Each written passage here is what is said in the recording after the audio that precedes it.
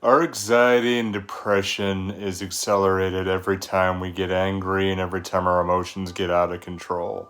Anger's not a bad thing. It's only the way you handle it determines how you take care of yourself. I believe we're going to get better. My name's Nick Tabor. I'm a personal trainer and I talk about this stuff. And I started this series of life advice because I've been reading a lot of books and thinking about how we can be better as human beings and also delivering better value. It occurred to me, that there's some stories and things that I think, we get our energy, we get all balled up, and we're like, oh, and we've all seen that person that's so angry, they're just wired, and they're sitting there and they're like, and they got the veins coming out of their head, and they're like, they're just, and you want to just tell them, are you having that bad of a day? And it turns out it's something really small.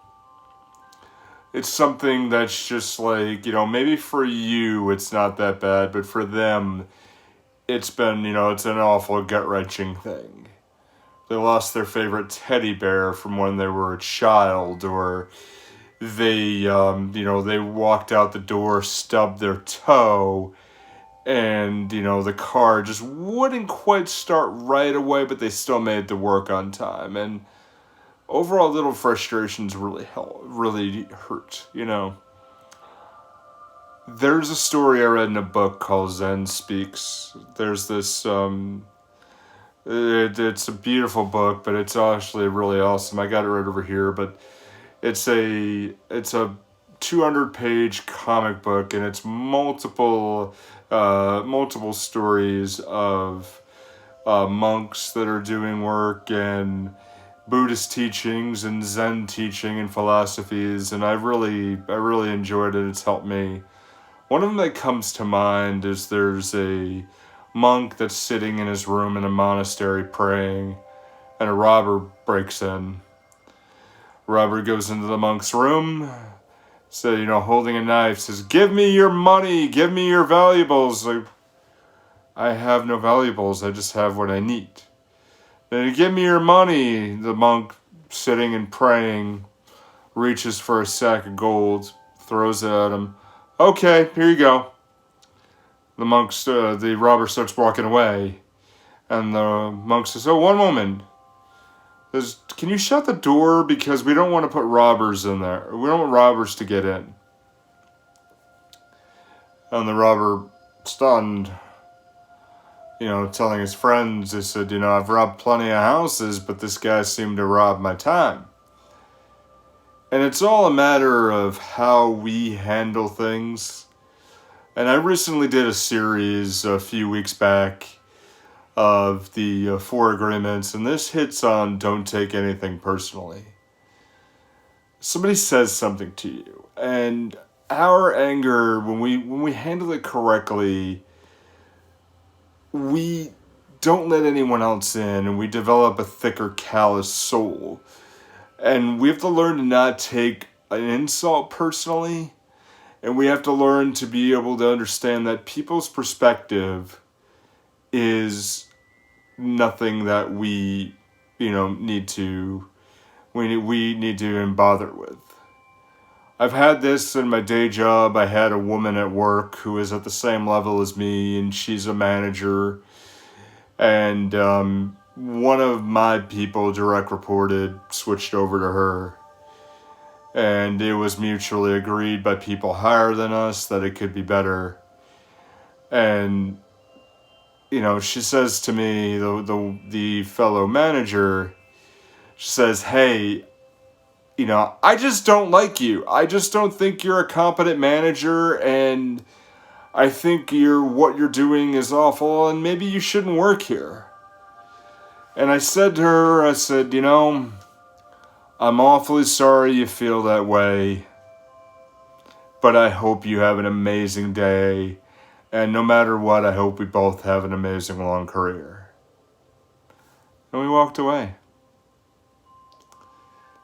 And immediately it was like the monk with the robber. I just, pushed it off. And, she's entitled to that opinion, and she had an employee who did not do well with me by far. But she did not do well with her either. And her perception was that I was incompetent because she was having difficulties. Now, years down the road, we ended up talking about it, and, she says, and I jumped to conclusions. I said, that's okay. That's fine. But life is much better when you don't hold grudges like that. Like, you could be angry at the fact that, maybe you're not getting paid as much at work, and, or maybe somebody is really trying really hard to sabotage your life, or there's a relationship that's just not correct. I mean, those are all things that are grounded in stakes. But when you have, like I said, that guy was really, really wired, when you get that, like, examine what's going on. Like, examine your life and why you feel that way. And let's get into the 3 steps. Number 1, as we just said, examine. Examine what's happening, and just take a walk back, But you've got to catch yourself. And if you can catch yourself as to, like, okay, you're getting really wired, like, hey, what's going on? I usually take some time, and if you can, sit in your car, sit in your house, anywhere where you're alone, and just walk. Pen and paper might help, or notes on your phone, or anywhere where you're not distracted. Why am I so angry? What's going on? And, jot it down. What happened? What's happening? Why do I feel this way? I'm angry because I just got laid off. Yes, because you're angry because then you have to fill bills and you do that.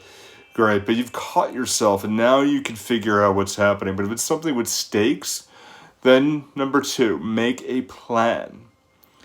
Find out the way that you can be better and just say, okay, you can't stay in this anger state for too long. Nobody wants to, because physically you feel really awful. But get to the point where you can be better and say, hey, you're not taking it personal, you're moving on, and you just say, hey, I need to change things here. And say, okay, now that I can do this, I need to make a plan. I just got laid off from my job. I need to find another plan. I need to apply for unemployment. I need to figure out things. I need to maybe go to a temp agency. And then, okay, I have a plan going forward. I can move forward. I can do great things. But then, number 3 happens. Consider the other side of it. As you're planning, and then as you learn to let it go, the person who might have laid you off, or the business that had to make that horrible decision, if it's a really good company you work for, then you know what? You can't hold this anymore. Because if it's a really good company, they didn't make that decision very lightly. Like myself personally, I've been furloughed from my day job for about a month now. But lucky enough, I've been able to be paid through most part of it. But, the unemployment had to come in. And I said, this is a good company I work for. Yeah, I was angry at first, but their intention is they want to bring everybody back. And this is not an easy decision, but it wasn't just me. It was a load of people that had to go for the given moment. And then we build up back from there. And then we move up from there. And then we do better and bigger and better from there. So, there we are. Because ultimately, if we keep holding that anger, the worse it's going to get. And you're never going to get ahead. Those are 3 steps to keep doing more. And that's my challenge to you. To keep growing, consistently climbing, and doing more. Okay? I'm always here for you, and I hope this video helped. I have plenty of videos on this channel.